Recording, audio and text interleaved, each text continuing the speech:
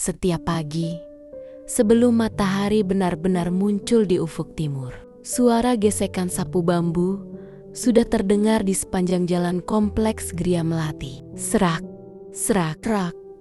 Begitu suara khas yang sudah sangat dikenali warga. Itu suara sapu milik Pak Darno, seorang petugas kebersihan berusia 52 tahun. Tubuhnya kurus, kulitnya legam karena sering terkena matahari. Namun wajahnya selalu menampilkan senyum tenang. Dengan rompi oranye yang mulai pudar dan topi lusuh, ia menyapu dedaunan tanpa tergesa. Bagi sebagian orang, pekerjaan Pak Darno mungkin dianggap rendah. Namun baginya, setiap helaian daun yang ia sapu adalah bagian dari ibadah. Ia selalu berkata dalam hati, kalau jalan ini bersih, orang bisa lewat dengan nyaman. Bukankah itu juga amal? Sayangnya, tak semua warga memandang Pak Darno dengan hormat. Pak, jangan lama-lama di depan rumah saya, nanti debunya malah masuk ke teras, kata seorang ibu muda sambil menutup hidung. Pak Darno hanya tersenyum dan bergeser pelan. Ada pula anak-anak remaja yang sering lewat sambil menggoda. Pak, sapu-sapunya jangan sampai patah, nanti gak bisa jadi Superman, tawa mereka menggema. Dan Pak Darno hanya menjawab dengan sapaan ringan. Kalau Superman nyapu, jalanan pasti makin kinclong nak. Dalam hatinya, ia memang sedikit sedih, tapi ia tak mau menaruh dendam. Ia hanya ingin bekerja dengan baik tanpa menyusahkan siapapun. Setiap pukul 11 siang, setelah menyapu hampir seluruh blok, Pak Darno pulang ke rumah kecil di belakang kompleks. Rumah itu terbuat dari papan dan seng, berdiri di lahan sempit milik pemerintah.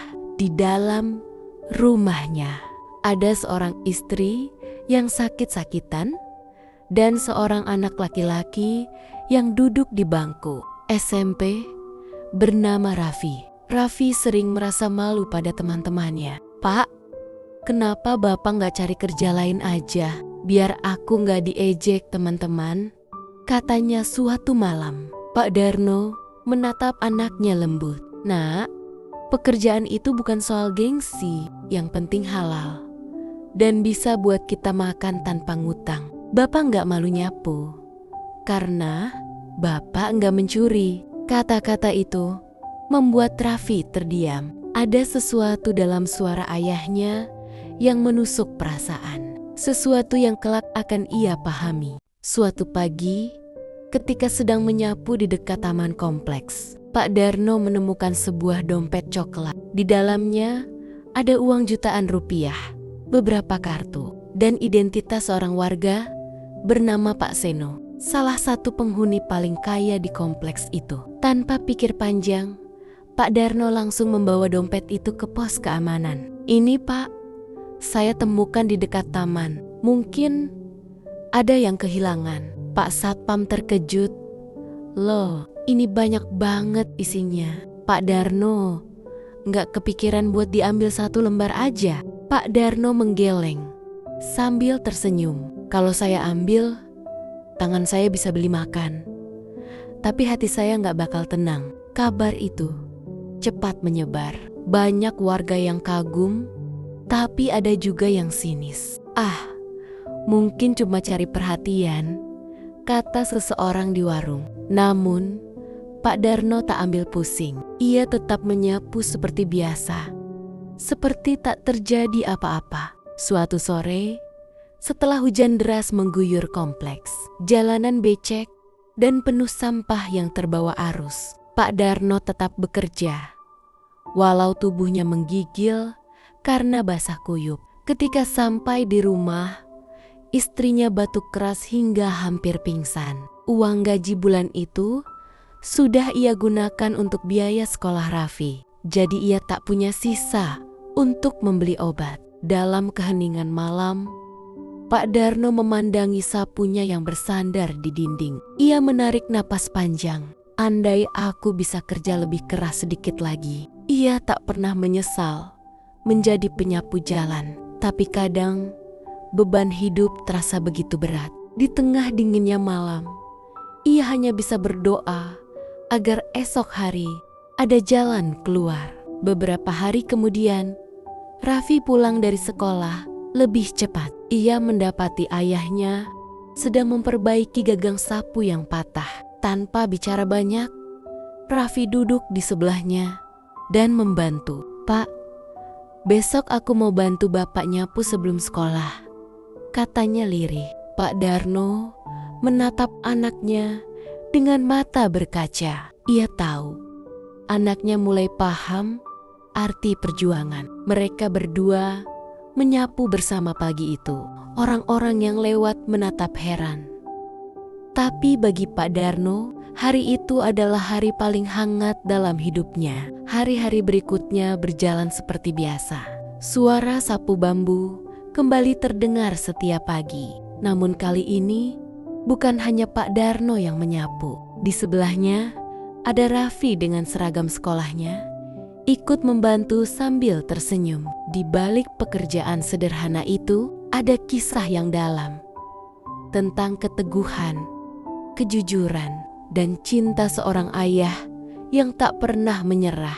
Namun perjuangan Pak Darno belum berakhir. Gaji kecil dan kondisi istrinya yang semakin lemah membuatnya harus memikirkan cara lain untuk bertahan hidup. Tapi satu hal pasti, sapu di tangannya bukan hanya alat kerja, melainkan simbol kehormatan dan harga diri yang tak ternilai. Sore itu, kompleks perumahan Melati tampak lebih ramai dari biasanya. Sebuah mobil hitam berhenti di depan pos satpam. Dari dalamnya keluar seorang pria parubaya berpenampilan rapi dengan jas abu-abu. Wajahnya menunjukkan kelegaan bercampur rasa bersalah. Ia adalah Pak Rudi, seorang pengusaha sukses yang kemarin tanpa sengaja menjatuhkan dompet di jalan perumahan itu. "Pak, saya kehilangan dompet kemarin di sekitar sini. Katanya ada petugas kebersihan yang menemukannya," tanya Pak Rudi kepada satpam yang berjaga. Satpam tersenyum lebar. "Oh, itu pasti Pak Darno." "Pak, beliau yang nemu dan langsung kasih ke saya tanpa membuka isinya sedikit pun." Pak Rudi menatap kagum. "Benar begitu?"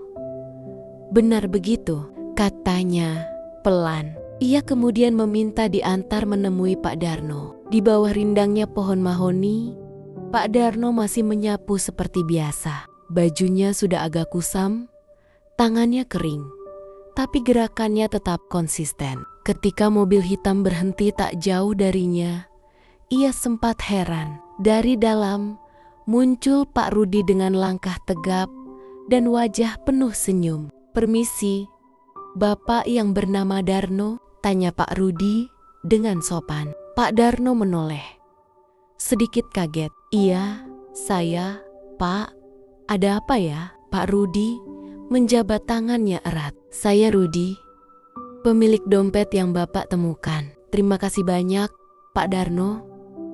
Isinya lengkap, bahkan uangnya tidak berkurang sedikit pun. Saya benar-benar berutang budi pada Bapak." Pak Darno menunduk malu. "Waduh, ndak usah segitunya, Pak. Saya cuma nemuin, bukan milik saya." "Ya, saya kembalikan." Mata Pak Rudi sedikit berkaca. Kalau semua orang berpikir seperti Bapak, dunia ini pasti lebih jujur, katanya pelan. Setelah berbincang cukup lama, Pak Rudi mulai mengenal siapa Pak Darno sebenarnya. Seorang ayah beranak dua yang tinggal di rumah petak sederhana di pinggiran kota. Setiap hari, ia berangkat subuh, bekerja sampai sore, hanya untuk mencukupi kebutuhan sehari-hari. "Pak Darno," ujar Pak Rudi serius, "saya sedang mencari seseorang untuk membantu menjaga kebersihan dan kebun di rumah pribadi saya. Saya percaya orang jujur seperti Bapak lebih berharga daripada orang pintar tapi tak punya hati." Pak Darno terdiam. Ia tak langsung menjawab. Ia merasa Tawaran itu terlalu besar untuk dirinya. Wah, Pak, saya ini cuma tukang sapu, Pak. Mana pantas kerja di rumah orang kaya seperti Bapak? Katanya dengan nada rendah hati. Pak Rudi tersenyum lembut. Justru itu, Pak Darno. Saya ingin rumah saya bersih, bukan cuma karena disapu, tapi karena dijaga oleh orang yang tulus seperti Bapak. Sepulang kerja, Pak Darno termenung di beranda rumahnya. Dua anaknya sudah tidur setelah makan malam sederhana. Ia memikirkan tawaran Pak Rudi. Gajinya jelas lebih besar, jam kerjanya lebih singkat.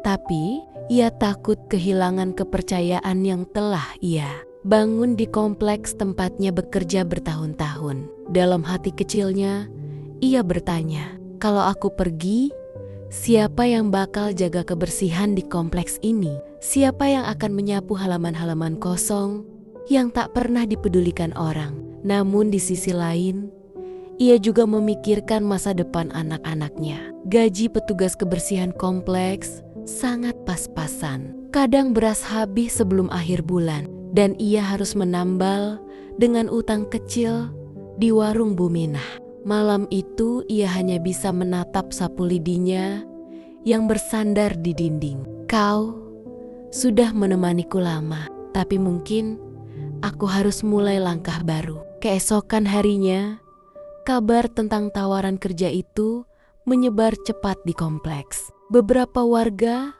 menanggapinya dengan senang, tapi tak sedikit juga yang merasa kehilangan. Kalau Pak Darno pergi, siapa yang nyapu kompleks ini tiap pagi? Kata Bulina, warga yang sering memuji kerjanya. Namun, ada juga yang berkomentar sinis.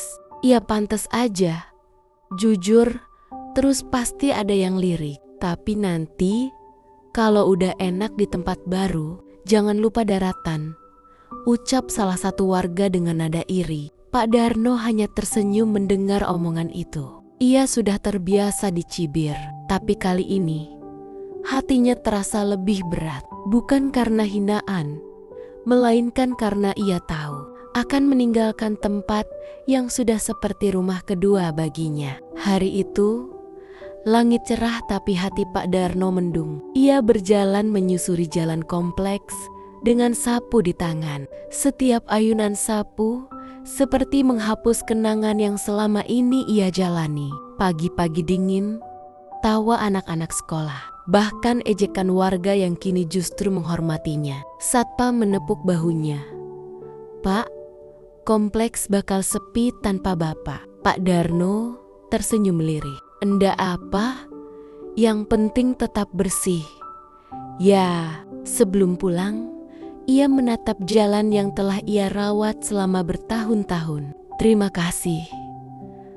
kasih sudah jadi tempat di mana aku belajar arti kerja keras dan sabar. Hari pertama bekerja di rumah Pak Rudi terasa canggung. Rumah besar itu sunyi, tapi penuh fasilitas mewah. Pak Darno diberi seragam baru dan sapu modern. Namun rasanya tak sama dengan sapu lidi tuanya. Ia tetap bekerja dengan hati-hati, menyiram tanaman, menyapu taman, merapikan halaman. Semua dilakukan dengan ketelitian yang sama seperti dulu. Pak Rudi dan keluarganya memperlakukan Pak Darno dengan hormat. Bahkan anak Pak Rudi yang remaja memanggilnya Pak Darno yang hebat. Namun, malam-malamnya kini terasa sepi. Tak ada lagi suara ayam dari rumah tetangga. Tak ada sapa satpam. Tak ada anak-anak yang memanggil, Pak Darno, tolong ambilin bola. Di balik pekerjaan baru dan gaji yang lebih baik, Pak Darno mulai merasa kehilangan sesuatu. Ketulusan yang dulu tumbuh dari kesederhanaan.